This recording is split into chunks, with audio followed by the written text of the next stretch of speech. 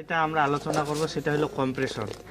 এই কম্প্রেসর সম্পর্কে আমরা বিস্তারিত জানব, ঠিক আছে?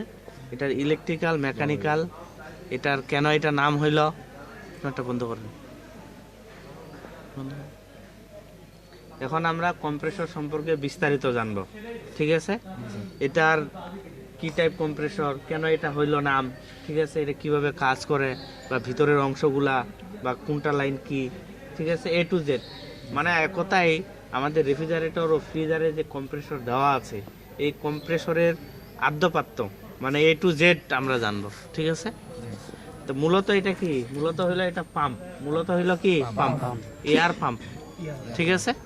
যেমন ওয়াটার পাম্প কি করে, এক জায়গা থেকে পানিটাকে নিয়ে আরেক জায়গায় কি প্রেরণ করে, এটার ক্ষেত্রেও সেম।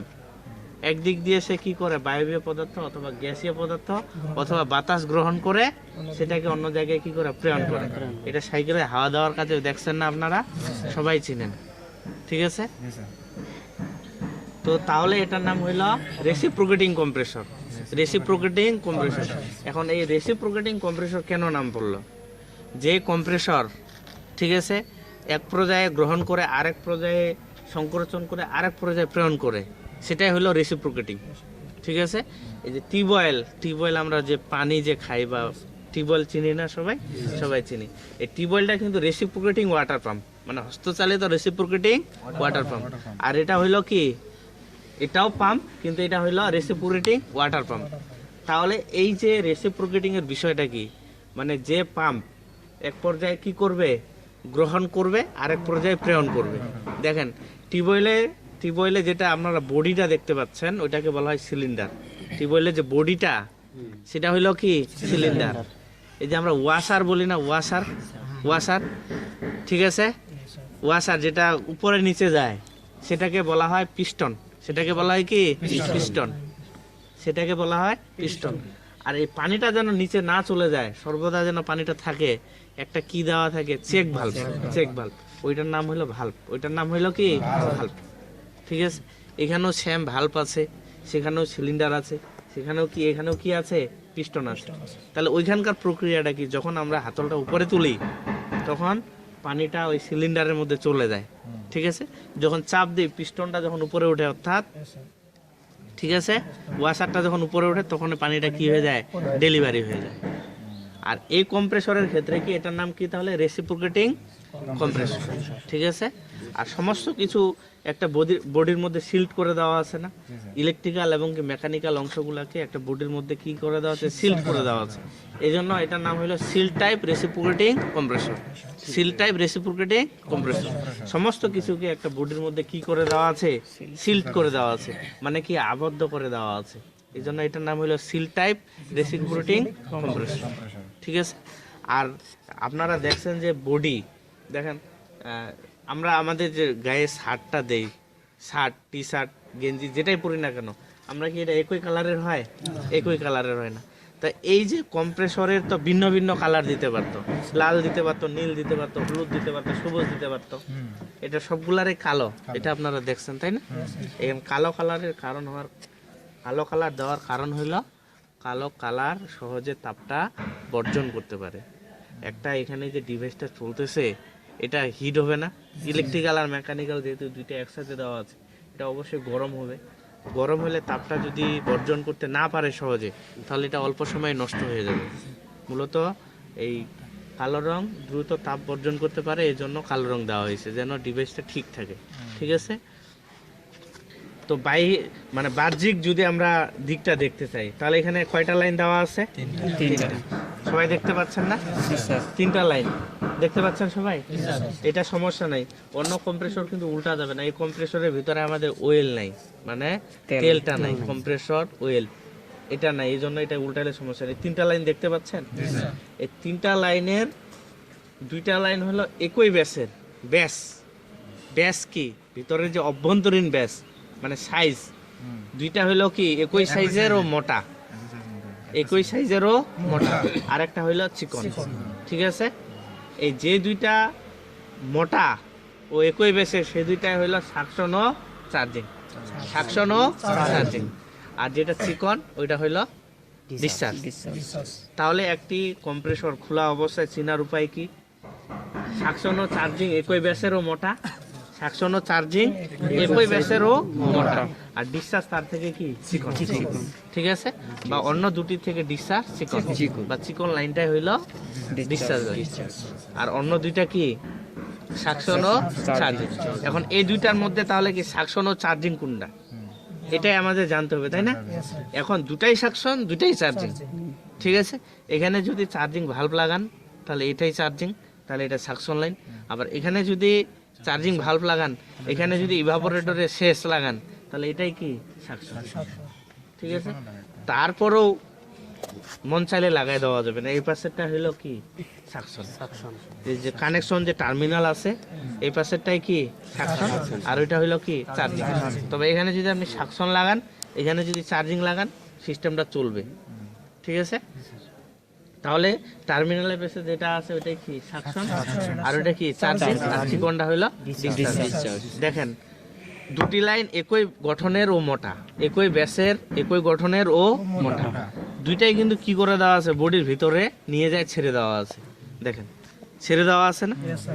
আর ডিসচার্জ লাইনটা কি করা আছে, কম্প্রেসর ইউনিটের সাথে লাগানো আছে। দেখেন দুইটাই কিন্তু কি বডির ভিতরে নিয়ে যায় ছেড়ে দিছে। দেখেন দেখতে পাচ্ছেন, তাই না? দেখা যায় যায় বডির ভিতরে ছেড়ে দিছে না? এখন এখানে যদি একটা লাইন ছিদ্র করে আরেকটা এখানে এরকম টিউব ওয়েল্ডিং করে দেওয়া হয়, সেটাকেও সাকশন অথবা চার্জিং হিসাবে ব্যবহার করা যাবে। ঠিক আছে, কিন্তু তারপরেও এটা কিন্তু সাকশন। দেখেন দুটা লাইনের মধ্যে একটু পার্থক্য আছে।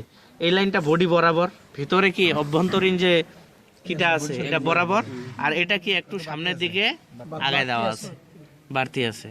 ঠিক আছে, এই লাইনটা কি দেওয়া আছে, একটু আগায় দেওয়া আছে, সাকশনটা একটু আগায় দেওয়া আছে, বাড়তি দেওয়া আছে। ঠিক আছে, এটা হলো মেজর পার্থক্য। যদি বলে আপনাকে যে কোনটা সাকশন, আপনি বলবেন স্যার এটা সাকশন, এটা চার্জিং। যদি বলে এটা কি দেওয়া যাবে, সাকশন লাইনটা এখানে দেওয়া যাবে স্যার, এখানে চার্জিংটা লাগা যাবে, তবে এটাই হইলো কি কানেকশনের পাশে যেটা থাকবে। যদি বলে কেন, সেটা বলতে স্যার সাকশন লাইনটা বডির ভিতরে একটু কি করে দেওয়া আছে, আগায় দেওয়া আছে, বাড়তি করে দেওয়া আছে। বিষয়টা ক্লিয়ার? তাহলে এটার নাম হলো রেসিপ্রোকেটিং কম্প্রেসর। যে কম্প্রেসর এক পর্যায়ে গ্রহণ করে আরেক পর্যায়ে সংকোচন করে প্রেরণ করে, সেটাই কি রেসিপ্রোকেটিং কম্প্রেসর। আমাদের ইনজেকশন দেয় না, সিরিজ আছে না, সিরিজটাও কিন্তু একটা পাম্প, সিরিজটাও একটা কি পাম্প, ওটাও কিন্তু একটা কি ওয়াটার পাম্প। কি তরল পদার্থ কি মেডিসিনটা টেনে নিয়ে ইনজেক্ট করে দেয় না ভিতরে, দেখিয়েন কি করে, এক পর্যায়ে কি করে গ্রহণ করে, আরেক পর্যায়ে কি করে প্রেরণ করে। ঠিক আছে, এটা তো সেম, এক পর্যায়ে বাতাসটা গ্রহণ করে আরেক পর্যায়ে কি করে প্রেরণ করে, ওটাও কিন্তু রেসিপ্রোকেটিং পাম্প। ঠিক আছে, তাহলে তাহলে এটা হলো পুরোটাই কি কম্প্রেসর। এটা কি type compressor? Reciprocating compressor, reciprocating seal type. Seal type কেন? সমস্ত কিছুকে একটা বডির মধ্যে সিল্ড করে দেওয়া আছে, মানে আবদ্ধ করে দেওয়া আছে। ঠিক আছে, ঠিক আছে। এখন এখানে দুইটা অংশ আছে, একটা হলো ইলেকট্রিক্যাল আর একটা হলো কি মেকানিক্যাল। একটা ইলেকট্রিক্যাল আর একটা কি মেকানিক্যাল। তো এই যে ইলেকট্রিক্যাল অংশটা কি করে, এটাকে ঘূর্ণায়মান রাখে। এটাকে কি করে? এখানে একটা মোটর আছে, কি আছে? মোটর আছে। মোটরের দুইটা কয়েল আছে, দুইটা কয়েলের কি আছে, একটা প্রান্ত মিলে কি হয়ে যাবে, কমন হয়ে যাবে। আর একটা রানিং আর একটা কি স্টার্টিং, একটা রানিং আর একটা কি স্টার্টিং, আর একটা কমন, মানে ফুল একটা মোটর। ঠিক আছে, একটা কি মোটর। তাহলে মোটরের ভিতরে ওয়াইন্ডিংটা তো দেখা যাচ্ছে, তাই না? ওয়াইন্ডিং দেখা যাচ্ছে না? ওয়াইন্ডিং দেখা যাচ্ছে। আর এটা সংযুক্ত আছে রোটরের সাথে, যেটা ঘুরে। ঠিক আছে, ওটাকে বলা হয় কি রোটর, রোটরের সাথে সংযুক্ত আছে। ঠিক আছে, মানে এখানে একটা দুইটা অংশ আছে, একটা ইলেকট্রিক্যাল আর একটা কি মেকানিক্যাল। ইলেকট্রিক্যাল অংশটা হলো মোটর, ইলেকট্রিক্যাল মোটর। এইটা এই মোটরের গঠন আর 220-তে ঘুরে যে পানির পাম্প মোটর আছে সেটার গঠন বা ওয়্যারিং, ঠিক আছে, ওয়াইন্ডিং সেম। আর এটাকে বলা হয় কম্প্রেসরের মূল ইউনিট। এই যে এটাকে দেখতেছেন এতটুকু, এটা হইল কি কম্প্রেসরের মূল ইউনিট, ঠিক আছে। এখন মূল ইউনিট কম্প্রেসরের বডির সাথে কিভাবে সংযুক্ত থাকে? স্প্রিং এর মাধ্যমে। কিসের মাধ্যমে? এটা ঝাঁকুনি দিচ্ছে না? এটা যদি নাট বোল্ট সহকারে থাকতো, এটা স্টার্টের সময় যে একটা ঝাঁকুনি ছিল সেটা থেকে কি হয়তোবা বডি ফেটে যাইত, কোনো টিউব কি ছুটে যাইত, ঠিক আছে, মেকানিক্যালের সমস্যা হয়ে যাইত। তাহলে এটা কিসের উপর দেওয়া আছে? এখন যদি একটা প্রশ্ন থাকে যে কম্প্রেসরের যে এটা কি মূল ইউনিট, মূল ইউনিট কম্প্রেসরের বডির সাথে কিসের সাহায্যে আটকানো থাকে? স্প্রিং এর সাহায্যে। দেখেন, তাই না? এখানে স্প্রিং গুলাও দেখা যাচ্ছে, দেখেন স্প্রিং গুলা দেখা যাচ্ছে না? ঠিক আছে, স্প্রিং গুলা কি দেখা যাচ্ছে, ভিতরে স্প্রিং আছে, দেখেন দেখা যাচ্ছে, 4টা স্প্রিং এর উপর বসানো আছে, দেখেন দেখা যায়, ঠিক আছে। তারপর আপনারা এটা কাছে নিয়ে দেখতে পারবেন, সমস্যা নেই। তাহলে এটা এখন কাজ করে কিভাবে দেখেন, তাহলে দুটাই সাকশন, দুটাই চার্জ, ঠিক আছে। তাহলে এই দিক দিয়ে কি করবে? হাওয়াটা টানবে, হাওয়াটা টানবে, টেনে কোথায় চলে যাবে? এখানে একটা কানের মতো দেওয়া আছে, দেখেন এখানে একটা কি আছে? কানের মতো দেওয়া আছে, ঠিক আছে। এখানে একটা কি, এই যে দেখছেন কানের মতো দেওয়া আছে না? দেখেন কানের মতো দেওয়া আছে, আছে দেখেন, আপনারাও দেখেন কানের মতো আছে, আপনি দেখতে পাইছেন? আপনারা পাইছেন? সেটা কি করে? যখন এই যে আপনাদের, এটা আমি অ্যানিমেশনে দেখাবো, এটা অঙ্কন করে দেখাইতে গেলে অনেক কি সময়ের ব্যাপার, এটা অ্যানিমেশনের মাধ্যমে দেখাবো ল্যাপটপের সাহায্যে। এটা কলম দেন, কলম দেন, দেখেন। তাহলে যেটা যাওয়া আসা করতেছে সেটা কি? পিস্টন, সেটা কি? পুরাটা তো মেকানিক্যাল, ঠিক আছে, কিন্তু ঘুরে খালি কি দিয়ে? ইলেকট্রিক্যাল দিয়ে, ঠিক আছে। দুইটা কম্প্রেসরের অংশ কয়টা? দুইটা কম্প্রেসরের অংশ, দুইটা, একটা ইলেকট্রিক্যাল, একটা মেকানিক্যাল, ঠিক আছে। এখন কম্প্রেসরের কাজ হইলো তিনটা, কম্প্রেসরের কাজ হইলো তিনটা, সে গ্রহণ করে, সংকোচন করে, আর ঠিক আছে। আমি একটা জিনিস এক জায়গা থেকে এক জায়গায় নিক্ষেপ করব, আমি কি এমনি নিক্ষেপ করে দিলে যায়?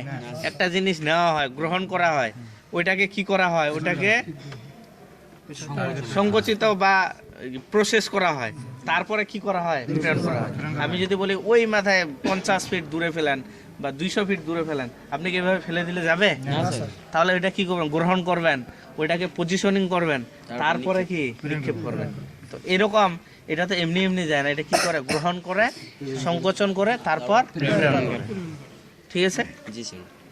তাহলে দেখেন এটার নাম কি? এখানে যেটার মধ্যে দিয়ে যাওয়া আসা করতেছে সেটা হলো সিলিন্ডার, সেটা হলো কি? সিলিন্ডার।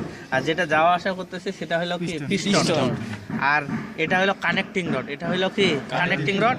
আর এটা হলো ক্র্যাঙ্ক, অর্থাৎ মেশিন, যে সেলো মেশিন যে আছে ওটা পুরাটাই ফাংশনটা, ঠিক আছে। এই যে ক্র্যাঙ্ক, কানেক্টিং রড, পিস্টন আর সিলিন্ডার, বা যেটাকে লাইনার বলে, ঠিক আছে। তাহলে সে কি করে? যখন এটা নিচের দিকে আসলো, কি দিকে আসলো, তখন এই সিলিন্ডারের মধ্যে কি করলো? হাওয়াটা প্রবেশ করলো বা গ্যাসটা প্রবেশ করলো। যখন এটা সামনের দিকে যাচ্ছে তখন এটা কি হচ্ছে? সংকোচিত হচ্ছে, সংকোচিত হয়ে প্রেরণ হচ্ছে। দেখেন এবার ফুস করে বের হবে, কি করে বের হবে? তাহলে কি? গ্রহণ, এই সংকোচন, প্রেরণ। যখন শেষ পর্যায়ে গেল তখন কি? প্রেরণ। আবার গ্রহণ, সংকোচন হচ্ছে যখন সামনে গেল তখন কি? প্রেরণ। গ্রহণ, সংকোচন, প্রেরণ, গ্রহণ, সংকোচন, প্রেরণ, গ্রহণ, সংকোচন, প্রেরণ। এইভাবে কি থাকে? এটা স্পিডে, অনেক স্পিডে ঘুরতে থাকে, ঠিক আছে। কথাটা কি বুঝতে পারছেন? যে গ্রহণ করে, টিউবওয়েলের মতোই, যখন টিউবওয়েলে কি সিলিন্ডারটা নিচে গেল তখন পানিটা প্রবেশ করলো, যখন চাপ দিলাম পানিটা কি ডেলিভারি করে দিলাম পিস্টনে বা ওয়াশারটার মাধ্যমে। আপনি যদি সেম স্পিডে ঘুরাইতে পারেন তখন কি এটা দিয়ে ঠান্ডা আনতে পারবেন আপনি হাত দিয়ে।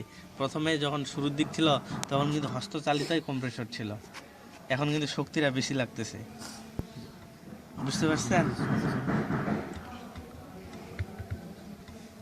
দেখেন খুশ করে বের হইল না? হইল না? তার মানে কি? যখন এটা ঘুরতে থাকে তখন এই দিক দিয়ে কি বের হয়। তাহলে কম্প্রেসরের প্রশ্নগুলা কি? এটা হইলো কি? Reciprocating compressor. রেসিপ্রোকেটিং কম্প্রেসর কেন? এটা এক পর্যায়ে গ্রহণ করে, এক পর্যায়ে সংকোচন করে, আর এক পর্যায়ে কি করে প্রেরণ করে। ঠিক আছে, এই জন্য এটার নাম কি রেসিপ্রোকেটিং কম্প্রেসর। আর যেটা অনবরত গ্রহণ করে অনবরত প্রেরণ করে সেটা হলো সেন্ট্রিফিউগাল কম্প্রেসর।